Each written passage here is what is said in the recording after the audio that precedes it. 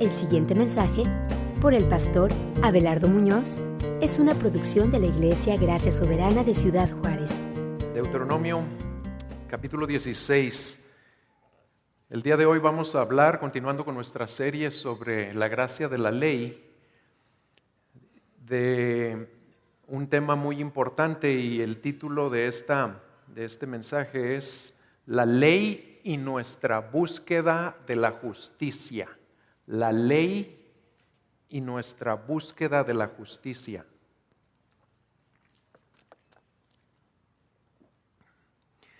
Esta palabra, este concepto de justicia, estoy seguro que ustedes estarían de acuerdo conmigo en afirmar que es una palabra, un concepto muy devaluado aquí en México, muy pisoteado. Una palabra que en su mayoría brilla por su ausencia. Pero no vamos a hablar de esa justicia que tanto se quebranta aquí en nuestro país. Vamos a hablar de la justicia que Dios quiere que gobierne en nuestras propias vidas, de la justicia que sí podemos y que sí debemos practicar nosotros como hijos de Dios, aunque a nuestro alrededor no se respete mucho. Y uno de los atributos más prominentes y más alentadores de Dios es precisamente que Él es justo. Imagínense cómo sería nuestra vida, cómo sería este mundo si Dios fuera omnipotente, si fuera omnisciente, si fuera omnipresente, pero no fuera justo. Nunca podríamos tener la certeza o la tranquilidad de que las cosas se van a hacer de una manera recta, de una manera derecha, de una manera misericordiosa. ¿Por qué? Porque si Dios no fuera justo y tuviera todo el poder y la sabiduría que tiene, viviríamos en una incertidumbre constante.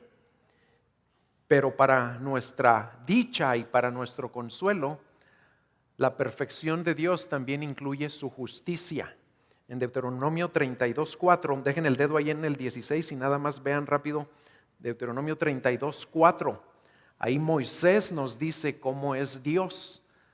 Y dice, Dios es la roca, su obra es perfecta, porque todos sus caminos son justos. Dios de fidelidad y sin injusticia, justo y recto es Él. 3 veces menciona en un solo versículo que Dios es justo, que en Él no hay injusticia, que todos sus caminos son justos y que Él es recto. Y en el Antiguo Testamento esta palabra justicia viene, según los eruditos, viene de una palabra árabe que significa derechura. Cuando un camino era derecho, era un camino justo, un camino recto. De ahí viene la palabra. Y en la Biblia, justicia también quiere decir rectitud. Así que no se confundan cuando lean esa palabra en la Biblia. No nada más piensen justicia, que cumplan con la ley, que respeten a la autoridad, que le den su merecido a los que quebrantan la ley. No se refiere a eso, se refiere a una vida recta, a lo que es recto, a lo que es derecho, a lo que le agrada a Dios.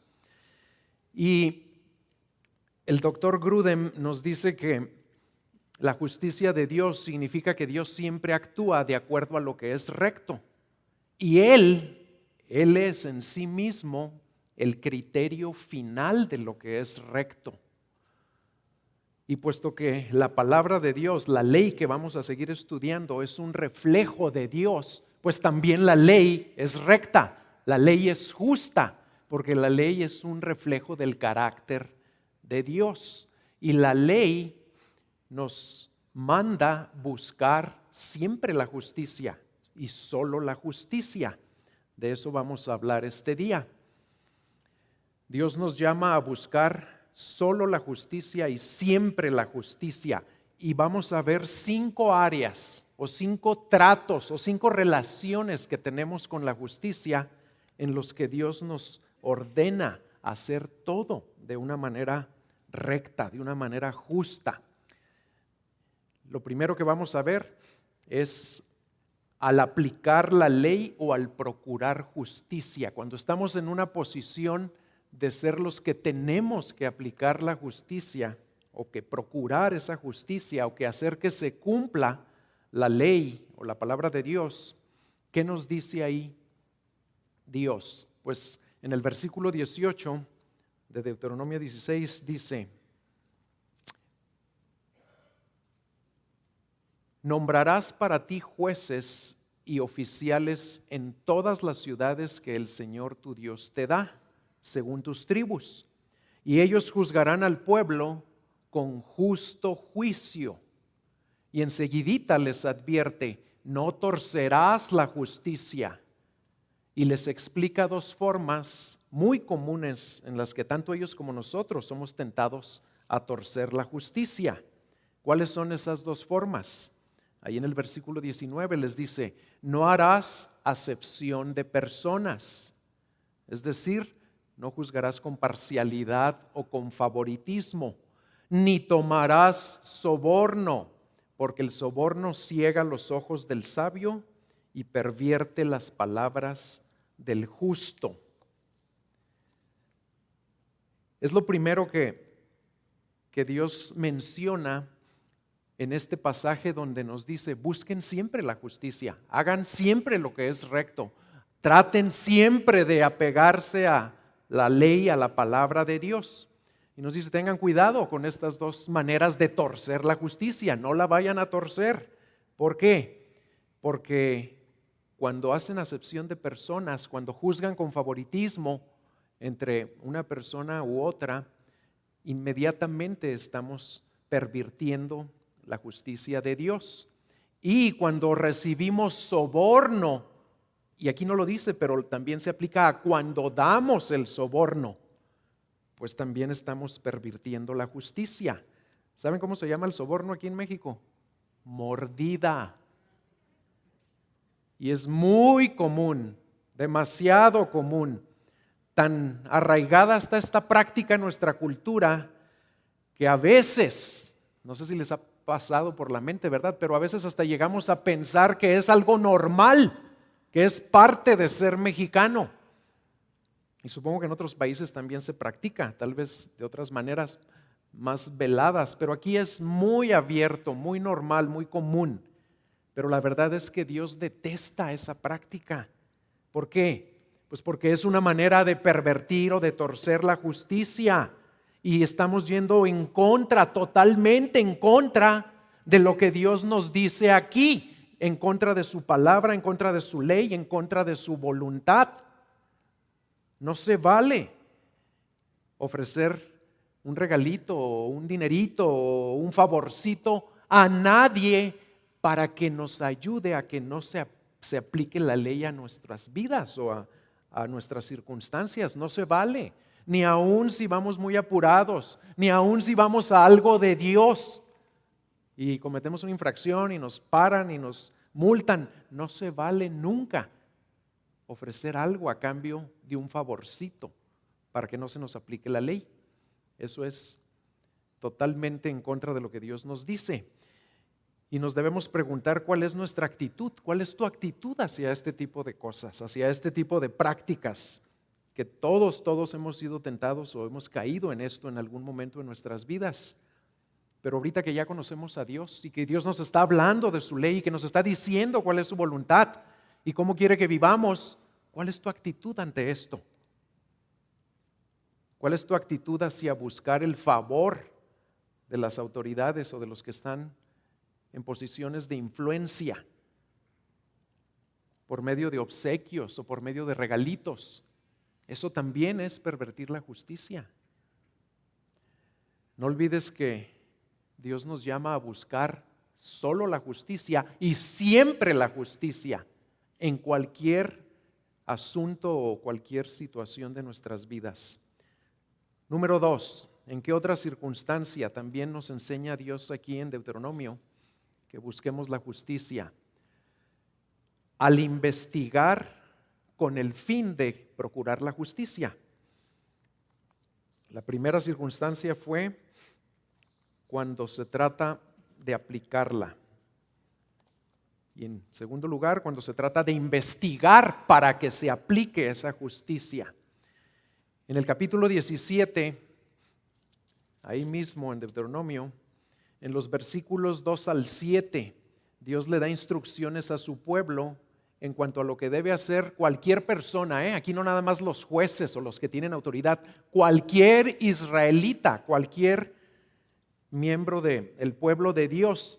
¿Qué deben hacer cuando se enteran de que alguien en su ciudad violó el pacto de Dios? Y ahí dice cómo, cuando lo violó adorando a otros dioses o adorando al sol o a la luna o a cualquiera de las huestes celestiales, a cualquier otro ser sobrenatural o ángeles o demonios o cualquier cosa, porque eso es un grave pecado de idolatría. Vamos a leer los versículos 2 al 7 del capítulo 17. Si se encuentra en medio de ti, en cualquiera de las ciudades que el Señor tu Dios te da, un hombre o una mujer que hace lo malo ante los ojos del Señor tu Dios, violando su pacto, y que haya ido y servido a otros dioses, adorándolos, o adorando al sol, o a la luna, o a cualquiera de las huestes celestiales, lo cual yo no he mandado, y si te lo dicen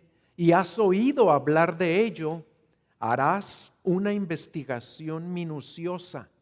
Y he aquí, si es verdad, y es cierto el hecho que esta abominación ha sido cometida en Israel, entonces sacarás a tus puertas a ese hombre o a esa mujer que ha cometido esta mala acción. Sacarás al hombre o a la mujer y los apedrearás hasta que mueran. Al que ha de morir se le dará muerte por la declaración de 2 o 3 testigos. Bueno, ahorita hablo un poco más de los testigos. Aquí lo primero que debe hacer una persona que escucha que alguien cometió eso es hacer una investigación minuciosa. Y si es verdad, lo tiene que denunciar. Por eso dice que lo llevarás a las puertas. En las puertas de las ciudades en aquellos años era donde se sentaban las autoridades de la ciudad.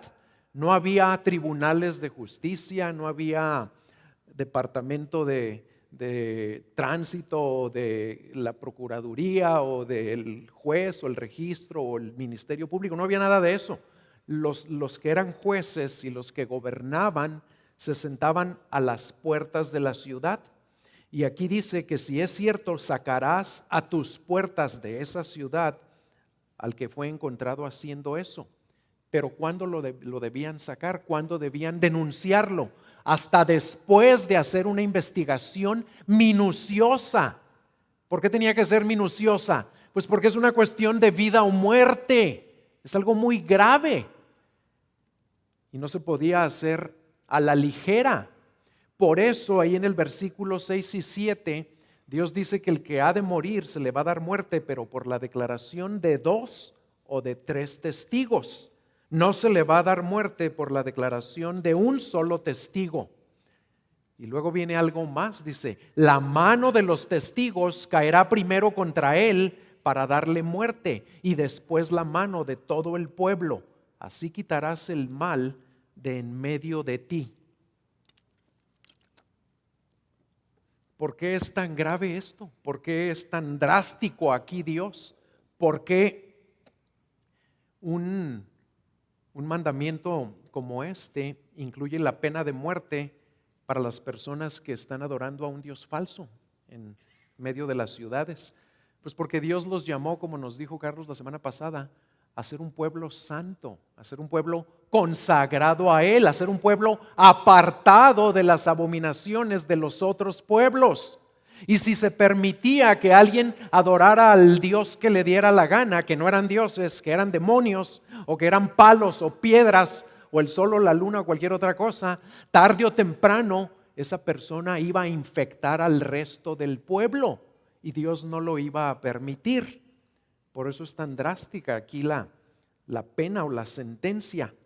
Pero como es algo muy grave, Dios exigía que se encontraran cuando menos 2 testigos que hubieran hecho esa investigación minuciosa y que después de investigar todo a fondo tuvieran, como decimos aquí, los pelos en la mano y fueran ante las autoridades a denunciar a los que lo habían hecho.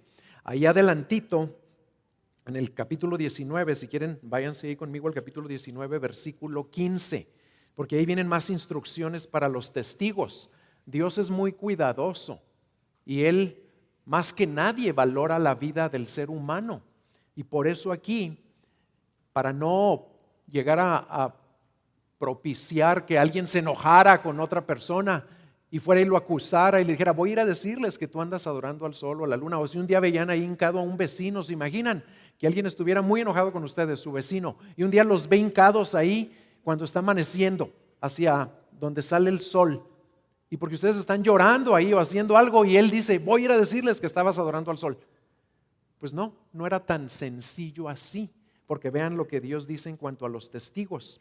En el capítulo 19, versículo 15, dice, no se levantará un solo testigo contra un hombre por cualquier iniquidad o por cualquier pecado que haya cometido. Uno solo no vale. El caso, dice, será confirmado por el testimonio de 2 o de 3. Si un testigo falso se levanta contra un hombre para acusarle de transgresión, los 2 litigantes, el acusador y el acusado, se van a presentar delante del Señor. ¿Y qué es presentarse delante del Señor? Pues delante de los sacerdotes y de los jueces que haya en esos días. Y los jueces investigarán minuciosamente. Y si el testigo es un testigo falso y ha acusado a su hermano falsamente, entonces le haréis a él lo que él intentaba hacer a su hermano, y así quitarás el mal de en medio de ti. Y los demás oirán y temerán, y nunca más volverán a hacer una maldad semejante en medio de ti. No tendrás piedad, vida por vida, ojo por ojo, diente por diente, mano por mano, pie por pie. Así le iba a ir a los testigos falsos. Por eso no cualquier persona se iba a levantar a acusar a alguien. Tenían que tener realmente la evidencia, y una evidencia convincente de que lo que iban a denunciar era la verdad. ¿Cuál es el principio detrás de este mandamiento? Pues el principio es que Dios quiere preservar a su pueblo como un pueblo santo, apartado de toda idolatría. Y ese principio también se aplica a nosotros ahorita, porque a nosotros también nos llamó a ser santos. Ya Dios nos habló la semana pasada al respecto y hemos escuchado varias predicaciones a lo largo de nuestra serie sobre la ley que hablan de que Dios nos llamó a ser una nación santa y a que seamos santos como Él es santo. Pero entonces, ¿cómo se aplica esta parte específica a nosotros en nuestros días? Pues vamos a Mateo 18. Mateo 18, versículo 15. Ahí dice así: y si tu hermano peca, y no especifica qué tipo de pecado, punto, nada más con que tu hermano peque. Acá era violar el pacto en cuanto a la idolatría y adorar a cualquier otro ser que no fuera Dios. Pero acá en el Nuevo Testamento dice, y si tu hermano peca, ve y repréndelo a solas. Y ni siquiera tiene que pecar contra ti. Si tú lo ves que vive en pecado, que está cometiendo algo grave, algo que ofende a Dios, algo que va en contra de la santidad a la que Dios nos llama, dice, ve y repréndelo a solas. Si te escucha, has ganado a tu hermano. Pero si no te escucha, lleva contigo a 1 o 2 más, para que toda palabra sea confirmada por boca de 2 o de 3 testigos. ¿De dónde creen que viene eso? Lo acabamos de leer en Deuteronomio 19. El Señor Jesucristo está usando exactamente el capítulo 19 de Deuteronomio para decirnos cómo vivir ahora en nuestros tiempos. Y si rehúsa escucharlos, dice, dilo a la iglesia. Y si también rehúsa escuchar a la iglesia, sea para ti como el gentil o como el recaudador de impuesto. Eso quiere decir, si rehúsa escucharte a ti, cuando llevas incluso a otro o a 2 testigos, y luego lo traes ante la iglesia y no quiere escuchar, no quiere arrepentirse, no quiere reconocer su pecado y apartarse de su pecado, entonces dice ahí, trátalo como a gentil o como a recaudador de impuestos. Expúlsalo de la iglesia. ¿Por qué? Porque un gentil o un recaudador de impuestos eran palabras que se usaban para los incrédulos, para los que no conocían a Dios, para los que no querían nada con Dios. Así debemos tratar. Es drástico, es difícil, es duro, es triste, pero es por nuestro bien. Nosotros pocas veces, gracias a Dios, pocas veces hemos tenido que hacer esto en la iglesia, pero lo hemos hecho. ¿Por qué? Porque ha habido personas a las que se ha sorprendido en pecados graves.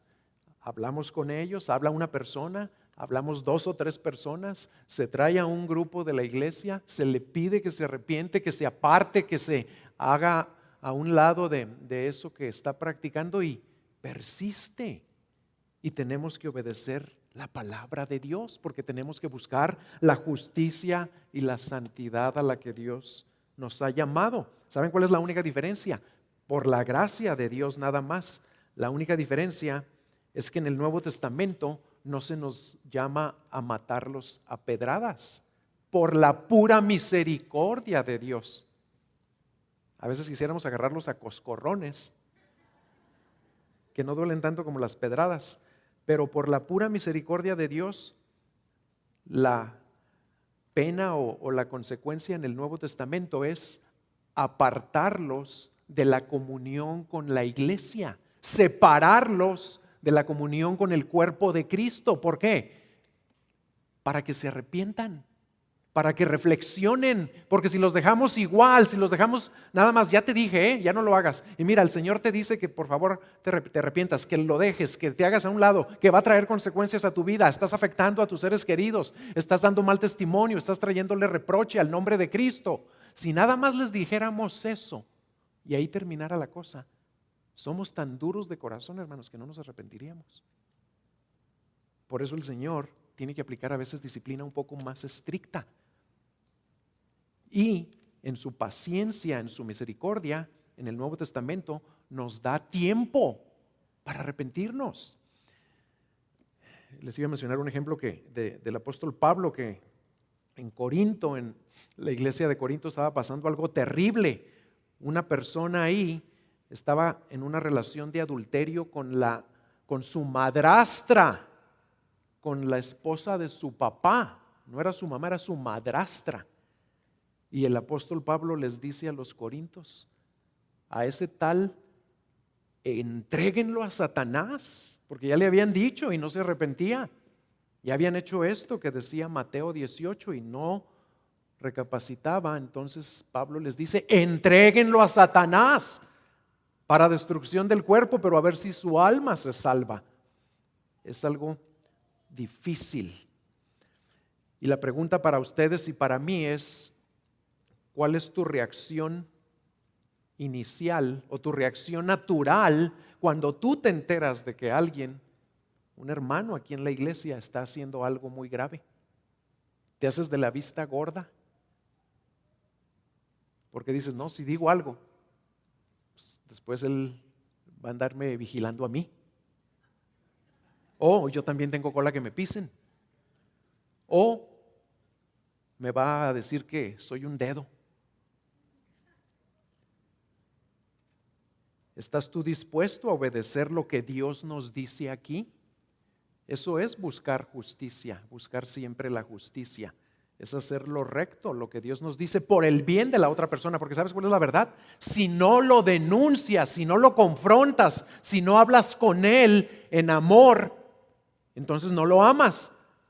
Confrontarlo en su pecado y hablar con él es amarlo. Es difícil, pero es amarlo, para que se arrepienta y para que no vengan peores consecuencias a su vida.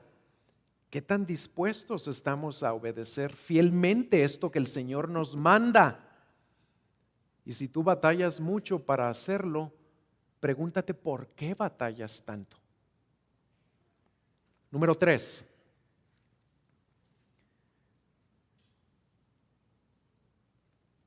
¿Cómo vamos a buscar la justicia?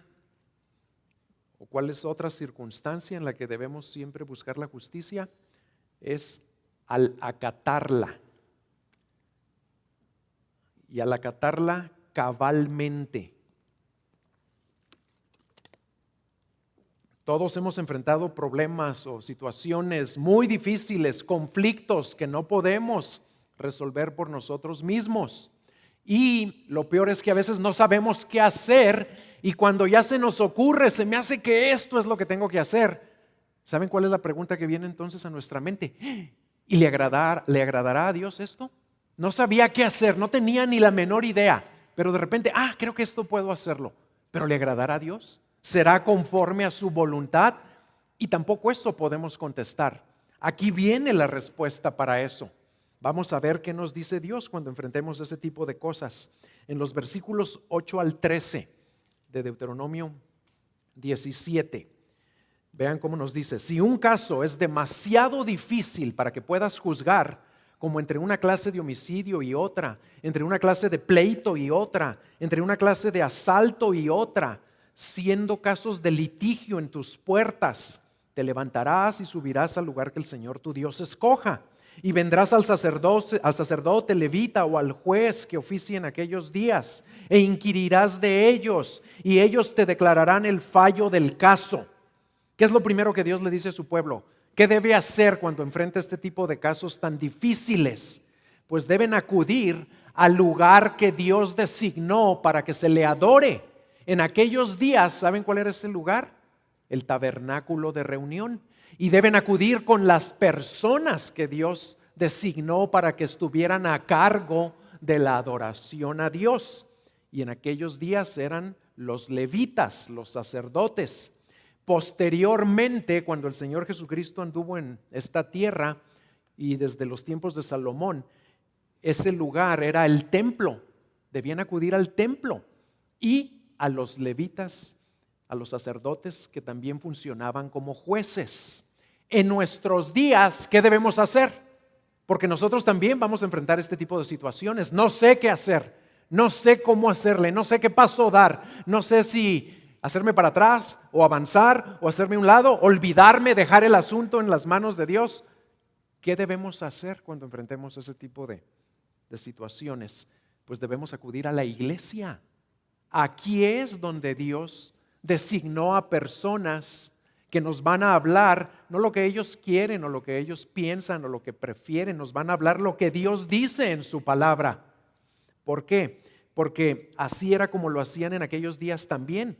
Les respondían, pero conforme a la ley, dice el versículo 11, según los términos de la ley que ellos te enseñen. ¿Cuál ley? Pues la ley de Dios.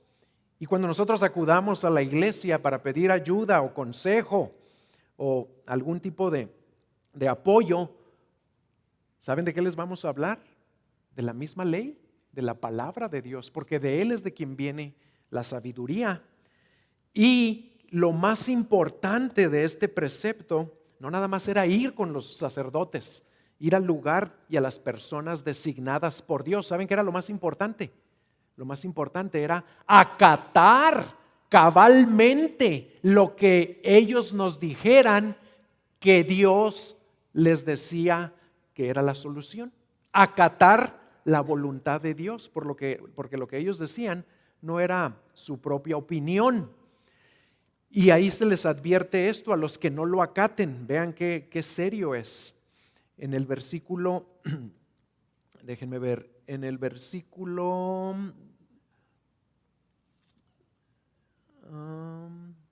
así harás. En el 11 dice, no te apartarás, no, en el 10, y harás conforme a los términos de la sentencia que te declaren desde aquel lugar que el Señor escoja, y cuidarás de observar todo lo que ellos te enseñen, según los términos de la ley que ellos te enseñen y según la sentencia que te declaren, así harás. No te apartarás a la derecha ni a la izquierda de la palabra que ellos te declaren. Y el hombre que proceda con presunción, no escuchando al sacerdote que está allí para servir al Señor tu Dios, ni al juez, ese hombre morirá. Así quitarás el mal de en medio de Israel. Entonces todo el pueblo escuchará y temerá y no volverá a proceder con presunción. También tenía consecuencias muy graves no acatar lo que Dios daba como solución a un caso difícil. Ahora, ¿qué les está enseñando aquí Dios? Porque también para nosotros hay una enseñanza, hay un principio que es permanente, ese no ha cambiado. Les está enseñando que no caigamos en la presunción de creernos más sabios que Dios, que no cometamos el error de pensar que sabemos más que lo que dice su palabra, o que nuestras propias soluciones o ideas o conclusiones son mejores que lo que Él nos dice aquí. En Proverbios 3:7 y en muchas otras partes de la Biblia viene una advertencia muy similar. En Proverbios 3:7 dice: no seas sabio en tu propia opinión, teme al Señor y apártate del mal. Y apartarse del mal es buscar la justicia, porque ¿qué es la justicia? Lo recto. ¿Y qué es lo recto? Lo que Dios dice en su ley o en su palabra. Y esa advertencia se repite en muchas otras partes de la Biblia. No seas sabio en tu propia opinión. Muchas veces tenemos la intención de hacer todo lo que Dios nos diga cuando estamos en medio del problema. ¿Por qué? Porque viene la carga, viene la presión, viene la tristeza, viene el afán y estamos ahí todos desalentados y confundidos y desconcertados y decimos: quiero ayuda, Señor, quiero ayuda. Y sabemos que la ayuda está en la iglesia, en la palabra, y vamos y la buscamos. Pero ¿saben qué pasa cuando se nos da la ayuda? No la queremos recibir, porque no era de acuerdo a mis expectativas, o no se apega un tanto a lo que yo más prefiero o a lo que deseo. Un ejemplo muy común con el que tenemos que tratar los pastores es cuando una persona soltera se quiere casar, y la palabra de Dios es muy clara, ¿verdad?, en cuanto a con quién el Señor nos permite casarnos y con quién no. Y vienen las personas a preguntarnos si será la voluntad de Dios que se casen con X persona. Pero vienen cuando ya están en una relación con esa persona, ya están enamorados o enamoradas, a veces ya están hasta comprometidos. Y cuando les decimos lo que la Biblia dice, lo que Dios les dice, lo que es cumplir toda justicia para un hijo de Dios, pues no les parece mucho. No les gusta ya tanto la idea de acatar la voluntad de Dios. Y aquí quiero hacer una aclaración. Esto que acabamos de leer no significa que cuando ustedes vengan aquí van a hacer todo lo que los pastores o líderes les digamos. No, porque no les vamos a dar nuestra opinión. Y a veces ni les decimos qué hacer, les decimos: esto dice Dios, o esto enseña su palabra. Tú amas a Dios, tú vives para Él, tú quieres agradarle y quieres buscar su justicia. Entonces Él dice que así es como hay que proceder. No se trata de lo que nosotros queramos, se trata de lo que Él dice a los que lo aman, a los que somos sus hijos. ¿Por qué? Por la sangre de Cristo. ¿Por qué? Porque la sabiduría no viene de nosotros, hermanos, la sabiduría viene de aquí, viene de Él, porque toda la Escritura es inspirada por Dios, no nosotros. Pero la Escritura sí es inspirada y dice que todas las partes que nos gustan y también las partes que no nos gustan tanto, toda es inspirada y dice útil. ¿Para qué? Para corregir, para enseñar, para redarguir, para instruir en justicia. ¿De dónde va a venir nuestra capacidad para buscar la justicia? Y siempre la justicia de la palabra inspirada de Dios, nada más de ahí. ¿Y saben cuál es la consecuencia en el Nuevo Testamento? Porque en el Antiguo Testamento pues también era pena capital, era grave hacer eso.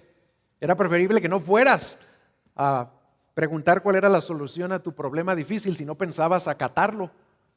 Pero en el Nuevo Testamento, de nuevo, Dios en su paciencia y en su misericordia no nos manda tampoco a apedrear al que no hace caso de lo que les decimos. La consecuencia es similar a la de Mateo 18. También se pierde la comunión con el cuerpo de Cristo. En 2 de Tesalonicenses, si quieren yo se los leo rápido. 2 de Tesalonicenses capítulo 3, versículo 6 dice así: cuando alguien no está dispuesto a vivir de acuerdo a la palabra y se dice ser un hijo de Dios, un miembro de la iglesia, un hermano en la fe, dice así: ahora bien, hermanos, os mandamos en el nombre de nuestro Señor Jesucristo que os apartéis de todo hermano que ande desordenadamente y no según la doctrina que recibisteis de nosotros. ¿Cuál es esa doctrina que recibimos de Pablo? Pues es esta, hermanos, sigue siendo la misma. La doctrina es la ley es la palabra de Dios, eso no ha cambiado, ni cambiará nunca. Y ahí adelante en el versículo 14, Pablo reafirma lo mismo, dice: si alguno no obedece nuestra enseñanza en esta carta, señalad al tal y no os asociéis con él, para que se avergüence, y a ver si después de avergonzarse se arrepiente también.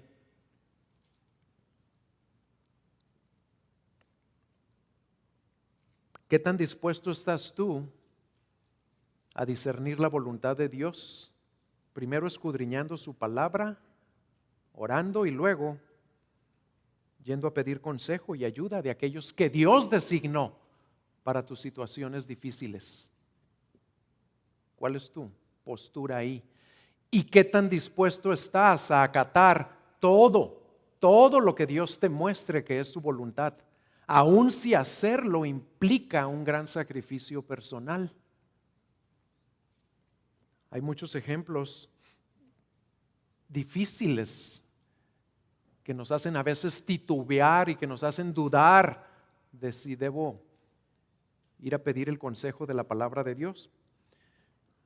Otro ejemplo de Corintios que Pablo nos deja ahí para nuestra enseñanza es que en la iglesia de Corinto se estaban demandando los hermanos unos a los otros. Tenían pleitos, tenían conflictos, tenían muchas dificultades unos con otros. ¿Y saben qué hacían? En lugar de resolverlas ahí en la iglesia con la ayuda de los pastores y basados en el consejo de la palabra de Dios, se iban a los tribunales de los incrédulos, de los paganos.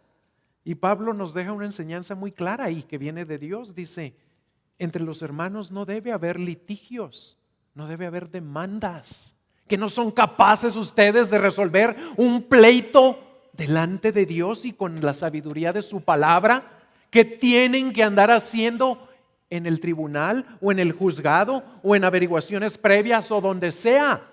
Son hermanos. Y aquí está la solución, aquí está la sabiduría. No necesitamos ir a otras instancias. Y cuando ocurre, ¿por qué? Porque somos pecadores todavía, redimidos pero pecadores, y nos ofendemos unos a otros, cometemos errores unos con otros. A veces entran en negocios los hermanos y en el negocio pues las cosas salen mal y uno tiene que pagar más que el otro, etcétera, y no se ponen de acuerdo. Y el que más pierde a veces es tentado a demandar al otro en lugar de pedir la ayuda en la iglesia y en base a la palabra. Y ese que quiere demandar a veces no quiere venir a escuchar el consejo de Dios, porque no le va a gustar que le digamos que no debe haber demandas legales entre hermanos. ¿Saben qué dice la Biblia? Que en lugar de demandarnos es mejor sufrir la pérdida, porque eso refleja más el carácter de Cristo, y Cristo se va a encargar de proveer y de suplir, como siempre lo hace.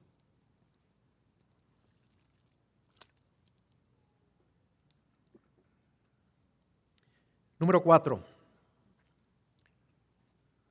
Otra situación en la que debemos buscar siempre la justicia: al tratar con los más débiles. Y aquí nos vamos a ir a otro capítulo de Deuteronomio.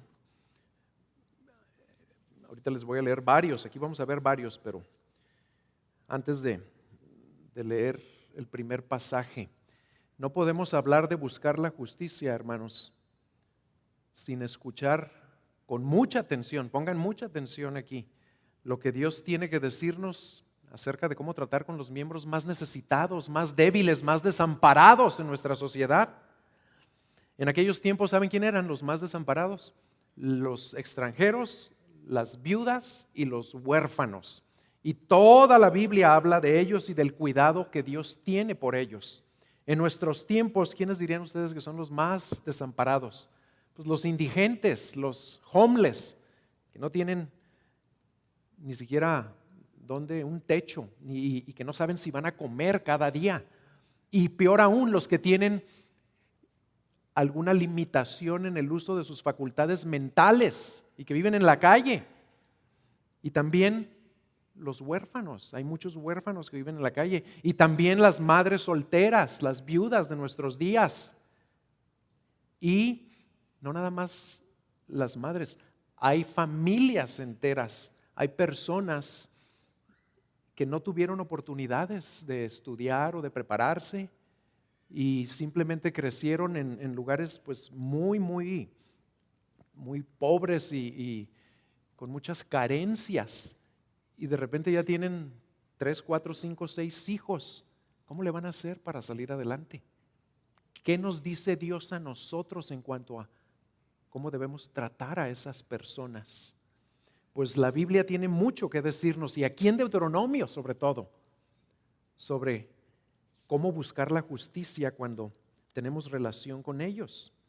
Así que vamos a prestar mucha atención, porque en nuestro país, hermanos, hay 55 millones de pobres. Y les aseguro que todos ustedes y yo tenemos contacto con al menos uno de ellos a diario. O pasamos junto a uno de ellos a diario. Y hay millones más de los que tú y yo alcanzamos a ver. ¿Qué nos dice la Biblia? Vamos a ver Deuteronomio 1, 16 y 17. Porque también esto es buscar la justicia. Deuteronomio 1, 16 y 17. Ahí Dios empieza a mostrar su cuidado por los más débiles. Y dice así: en aquella ocasión mandé a vuestros jueces diciendo: oíd los pleitos entre vuestros hermanos. Se fijan, los jueces, pero los que Dios pone, no los que pone la sociedad que no conoce a Dios. Oíd los pleitos entre vuestros hermanos y juzgad justamente entre un hombre y su hermano o el forastero que está con él. No mostraréis parcialidad en el juicio.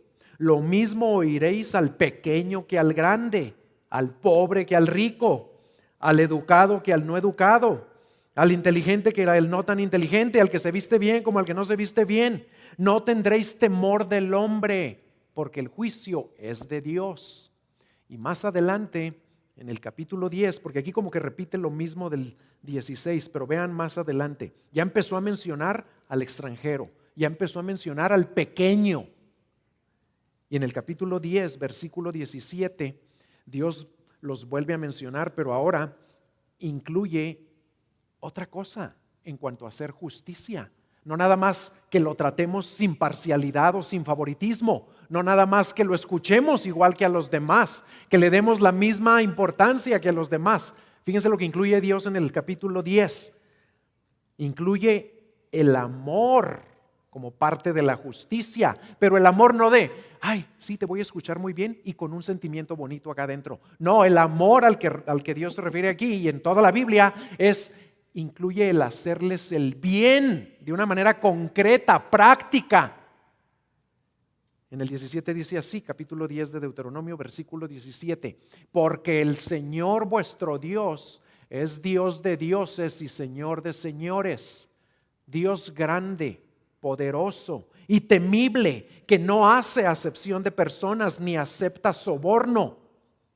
Y luego, Él hace justicia al huérfano y a la viuda, y muestra su amor al extranjero dándole pan y vestido. Eso es parte de hacer justicia, darle lo que necesita al necesitado, al más pobre, al más desamparado.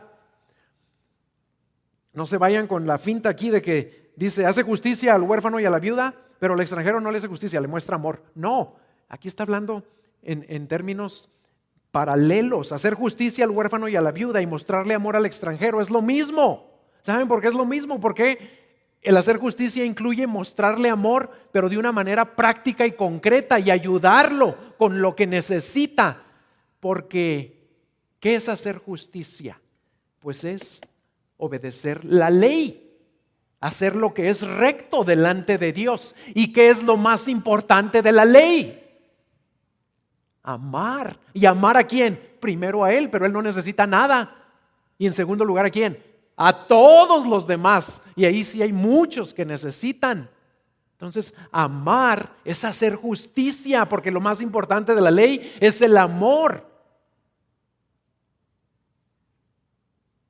Y vamos ahora al 24. Ahí mismo, Deuteronomio 24. Ahí nos queda todavía más claro esto que les acabo de explicar. No pervertirás, versículo 17 del capítulo 24, no pervertirás la justicia debida al forastero, ni al huérfano, ni tomarás en prenda la ropa de la viuda, sino que recordarás que fuiste esclavo en Egipto y que el Señor tu Dios te rescató de allí. Por tanto, yo te mando que hagas esto. ¿Y qué deben hacer? Ahí dice, y no lo vamos a leer todo, se los voy a explicar. ¿Saben qué deben hacer?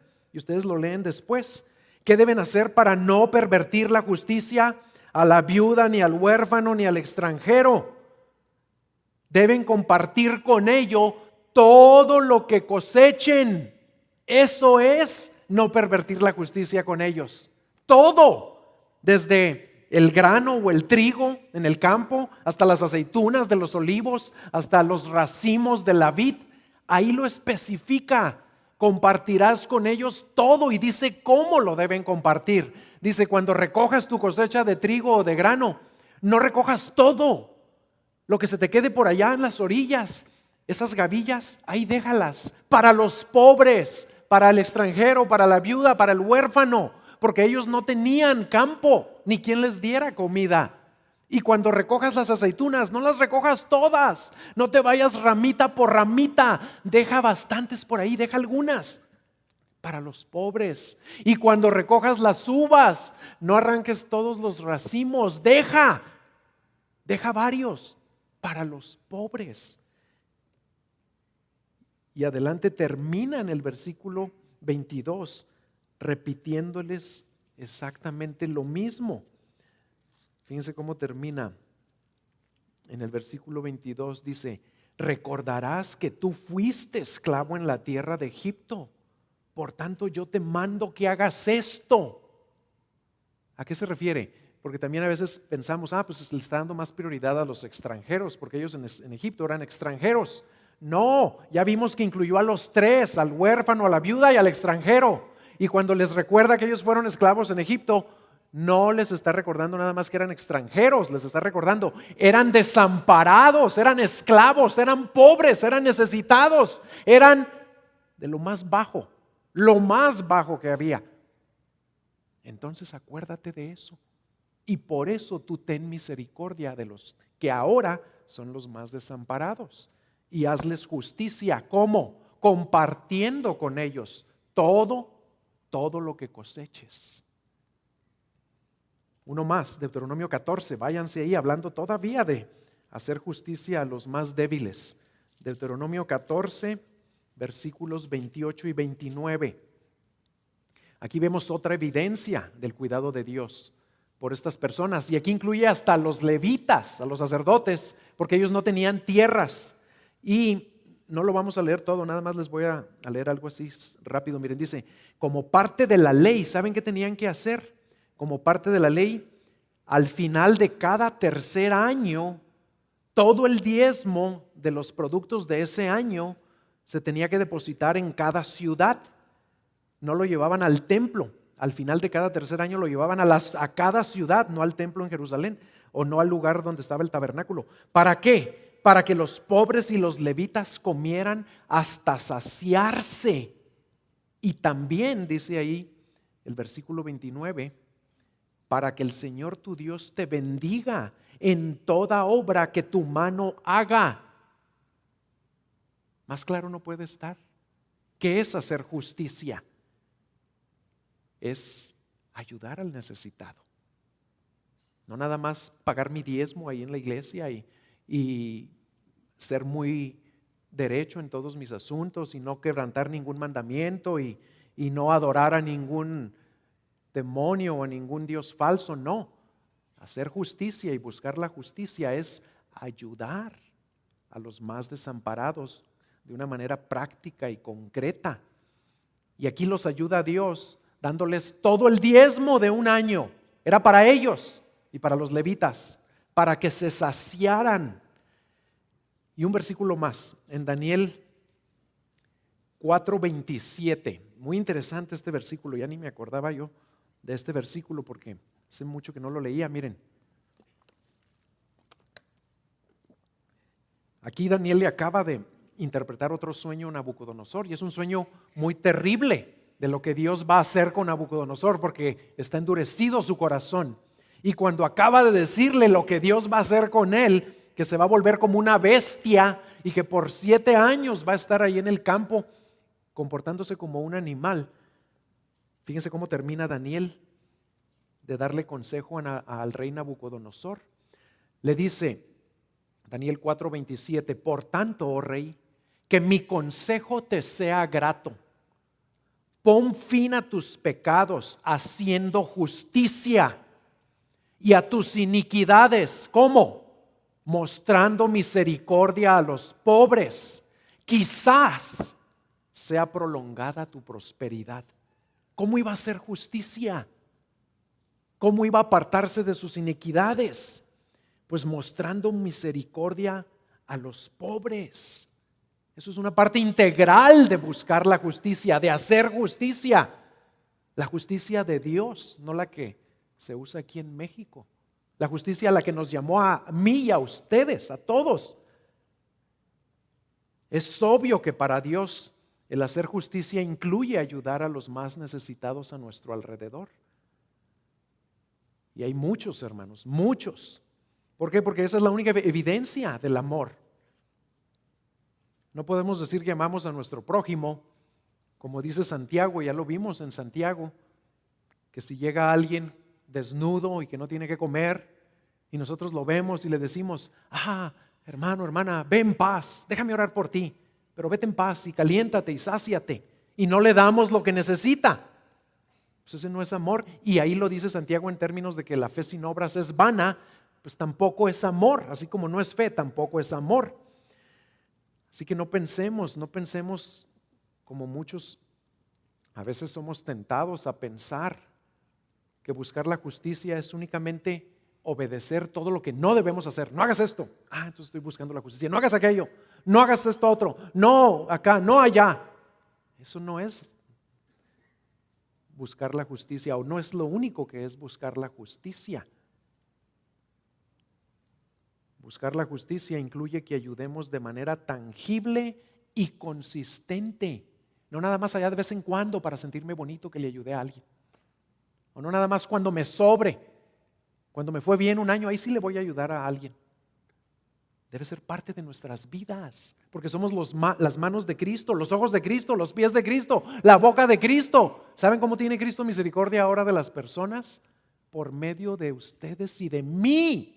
Por medio de aquellos en los que mora Cristo. A eso nos llama, hermanos. Les voy a compartir algo de mi propia vida que Dios me redarguyó al respecto. Por años, cuando veía a algún loquito en la calle, pues sí, uno se toca el corazón, ¿verdad? Y dice, ayúdalo, Señor. Y oraba por ellos, y ayúdalo, Señor. Y oraba, pero era todo lo que hacía, orar por ellos. Y Dios me estuvo marcando ahí algo que a eso no me había llamado, nomás a orar por ellos. Y a veces había pensado en acercarme a alguno de ellos, pero me daba cierto temor, porque la mayoría de ellos, no todos, pero muchos están poseídos, ¿verdad? Y pueden ser violentos. Pero entonces, ¿dónde está mi fe de que en el amor no hay temor? Y Y Dios me quería enseñar esta lección más a fondo. Entonces puso a un Luquito ahí de vecino mío. Y no vive en casa, para que no vayan a pensar que es alguien que vive en casa. No, no vive en casa. Es un vecino porque ahí vive en el barrio, pero no vive en casa. Vive en la calle y vive en el campo. Y hace varios meses que me he estado acercando a él. Y el Señor es bueno. Cuando uno le hace caso al Señor, Él es bueno, hermanos. Y me empecé a acercar a Él primero para darle algo de comer. Y ya me di cuenta, porque ya platico con Él. No mucho, porque pues, está raro Él, ¿verdad? No está totalmente loco. Ya hasta tengo la confianza de darle dinero, no nada más comida, dinero, y les pregunto a los de la tienda que en qué lo gasta, y siempre lo gasta en comida. Nunca lo ha gastado en algo, en algo que lo pudiera enviciar o hacer adicto, no, en comida siempre. Y ya le empecé a hablar de Cristo, y tengo la confianza, la esperanza de que entienda el evangelio. Pero ¿qué tenía que hacer primero? Pues obedecer lo que Dios dice, lo básico. ¿Y qué es lo básico? Dale de comer al que necesita, y no nada más allá de vez en cuando. Tiene que ser parte de nuestras vidas, estar atentos a los que nos rodean, porque somos Cristo para ellos. Somos la única expresión de Cristo que ellos jamás van a conocer. Pónganse a pensar en eso. No van a poder tener contacto con el amor de Cristo de ninguna otra manera, más que por medio de un cristiano como ustedes o como yo. ¿Qué les vamos a demostrar? ¿Vamos a buscar la justicia o no la vamos a buscar? Hay muchos pasajes, muchos que nos llaman a esto. No lo abran, pero Proverbios 3:27 dice: no te niegues a hacer el bien a quien es debido cuando tuvieres poder para hacerlo. No le digas a tu prójimo: anda y vuelve, y mañana te daré, cuando tienes contigo que darle. Si ya lo tienes hoy, ¿por qué le dices que vaya y vuelva y después le darás? Pues porque no estás dispuesto a dárselo. Tu corazón no está recto, justo, en base a lo que Dios espera. Por eso la pensamos a veces y le decimos: pues mejor mañana, y a lo mejor mañana no viene, ¿verdad?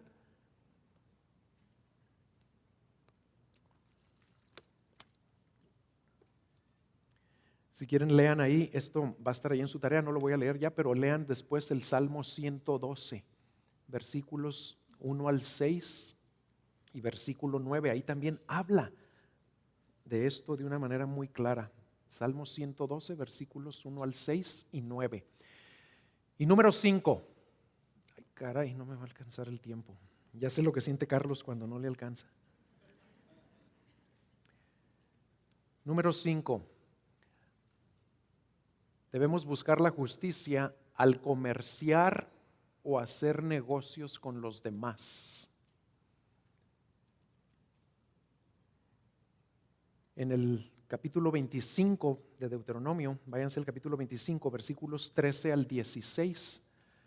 Dios nos dice: no tendrás en tu bolsa pesas diferentes, una grande y una pequeña. No tendrás en tu casa medidas diferentes, una grande y una pequeña. Tendrás peso completo y justo. Tendrás medida completa y justa, porque para que se prolonguen tus días en la tierra que el Señor tu Dios te da. Porque todo el que hace estas cosas, todo el que comete injusticia, es abominación para el Señor tu Dios. La justicia que debemos buscar siempre implica ser absolutamente honestos en todo, sobre todo en nuestros tratos comerciales con los demás. Recuerden que justicia significa rectitud, así que ser justo es ser recto, ser derecho, no ser chueco o tramposo o tranza. Tristemente en nuestro país abunda esta clase de injusticia también y esta deshonestidad, y tenemos que estar alertas. Aquí en México ya estamos curtidos, ¿verdad? Porque tenemos que estar alertas para que no nos trancen. Y a veces hasta las empresas establecidas que nos venden gasolina o gas o luz, o a veces también ellos nos cometen injusticias, pero nosotros somos los que las cometemos muchas veces y nos colgamos y nos hacemos guajes y hacemos ahí maniobras con los medidores, y eso no es buscar la justicia, eso es torcer la justicia. Hay muchas empresas en México, muchas, que llevan una doble contabilidad. La contabilidad para el fisco, la que le enseñan a Hacienda, y la real, la de a de veras, la que dice cuánto fue lo que realmente vendieron y ganaron. ¿Pero por qué no le enseñan esa a Hacienda? Pues porque tendrían que pagar muchos más impuestos. Eso es exactamente lo que no debemos hacer de acuerdo a Deuteronomio capítulo 25. Llevar una doble contabilidad es tener una medida grande y una pequeña, una bolsa grande y una pequeña. Y también se aplica a nosotros, no nada más a las empresas. ¿Ustedes declaran todo lo que ganan realmente? ¿O hacen doble declaración? ¿Estás siendo tú honesto en todos tus tratos comerciales y en la declaración y el pago de tus impuestos? A eso nos llama Dios. Ahora, ya para terminar, vámonos al capítulo 17, muy rápido con esto último, miren. En el capítulo 17, la última sección, habla de instrucciones para los futuros reyes de Israel. Pero también hay instrucciones para nosotros ahí. Y les dice tres cosas principales al pueblo y a los reyes, tres cosas. En primer lugar, les dice qué deben hacer en cuanto a la elección de los reyes. Y les dice que sí van a poder tener rey. En algún momento en el futuro, ¿verdad? Van a poder tener rey. Pero que el rey no puede ser el que ellos escojan. Ahí no iban a votar democráticamente como aquí. No, ni tampoco iba a ser por dedazo. ¿Saben cómo iba a ser? Por dedo, pero por el dedo de Dios. Dios era el que lo escogía al rey. Y vean cómo lo dice en el versículo 17, en el capítulo 17, versículo 15. Dice: ciertamente pondrás sobre ti al rey que el Señor tu Dios escoja. A uno de entre tus hermanos pondrás sobre ti. No pondrás sobre ti a un extranjero que no sea hermano o conciudadano tuyo. Y cuando leemos la historia de Israel, se van a dar cuenta que Dios, el pueblo, fíjense, no le hizo caso a Dios ni en esto, porque el pueblo dejó que Dios escogiera a sus reyes nada más a los dos primeros cuando el reino estaba unido y al primero del reino del norte cuando el reino ya se dividió. A los únicos que escogió Dios fueron a Saúl y a David, y en el norte a uno que se llamaba Jeroboam primero, que fue el primer rey del norte. ¿Y saben cuántos reyes tuvieron? En el norte tuvieron 20 y en el sur 20 también. ¿Pero cuántos escogió Dios? 2 en el sur, y uno salió muy malo, y 1 en el norte. En el norte, ¿saben cuántos buenos reyes tuvieron? Ni uno. Todos hicieron lo malo ante los ojos del Señor. Todos se apartaron de lo recto, no buscaron la justicia. Ni uno solo. Por eso Dios se los llevó cautivos como 130 años antes que al sur, porque ya era insoportable la idolatría y la rebelión y la iniquidad en la que habían caído. En el sur, ¿saben cuántos reyes buenos tuvieron? 7, pero 13 que hicieron también lo abominable y terminaron igual que el norte. La única diferencia fue que se tardaron 130 años. Y a estos, a los del norte se los llevó a Siria, a los del sur se los llevó a Babilonia. Bueno, número 2, ¿qué otra cosa le ordenaba a los reyes? En cuanto a sus posesiones, vean lo que les decía. Les da 3 mandamientos específicos. Les dice: además el rey no tendrá muchos caballos, ni hará que el pueblo vuelva a Egipto para tener muchos caballos, pues el Señor te ha dicho: jamás volveréis por ese camino. Tampoco tendrá muchas mujeres, no sea que su corazón se desvíe, y tampoco tendrá grandes cantidades de plata u oro. ¿Qué le quería evitar a los reyes con estas instrucciones? Pues les quería evitar, en primer lugar, que pusieran su confianza en el poderío militar, en los muchos caballos, porque eso era la base de los ejércitos. Número 2, que pusieran su confianza en alianzas políticas. Ya desde entonces había alianzas, pero se llevaban a cabo por medio de casarse, de conseguirse a las mujeres de otros reinos. Y número 3, les quería evitar que pusieran su confianza en las riquezas. ¿Y creen que le obedecieron los reyes?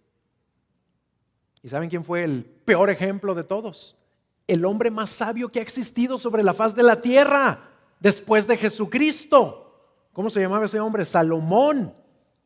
¿Y saben qué hizo? No se los voy a leer, pero ¿saben qué hizo en cuanto a caballos? Tenía 40,000 establos, caballerizas. Tenía en cuanto a mujeres 700 esposas y 300 concubinas. Qué Juan Querendón ni qué nada. Le venían, Wilson, todos los galanes de la historia.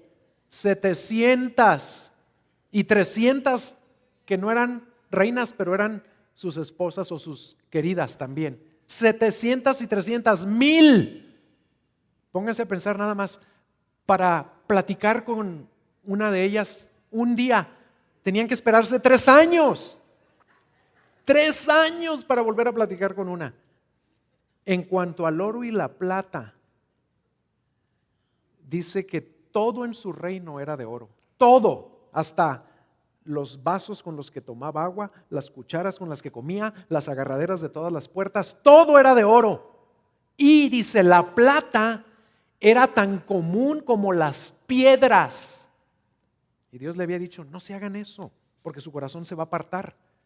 ¿Y cómo creen que terminó Salomón? Terminó en la ruina, no económica, en la ruina espiritual.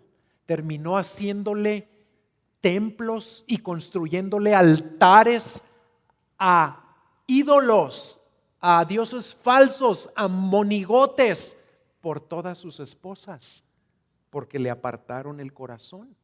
Fíjense, el hombre más sabio de la historia se apartó totalmente de Dios al final de sus días por sus esposas paganas.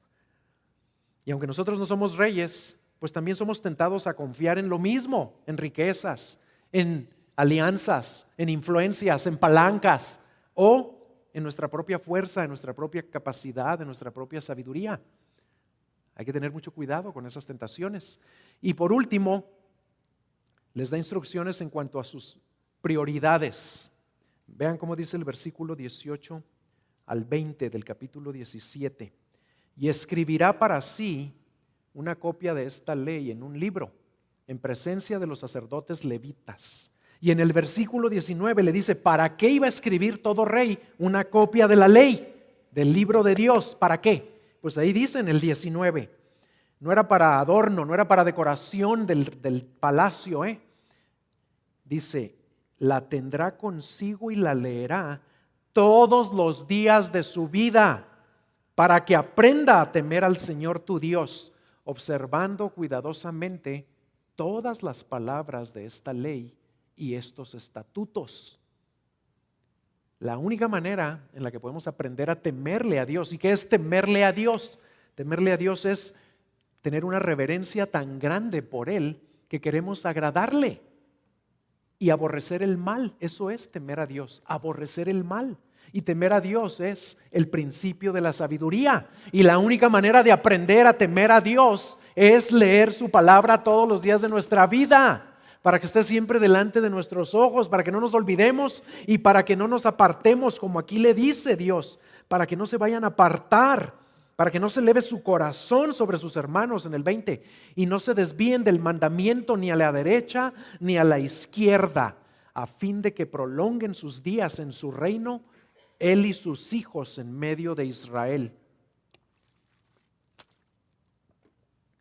Pues nosotros también somos tentados a apartarnos, hermanos, y nosotros también necesitamos hacer lo que Dios le mandó a los reyes. Vean Proverbios 4, y es el último versículo que voy a leer, Proverbios 4. Vean los versículos 20 al 21.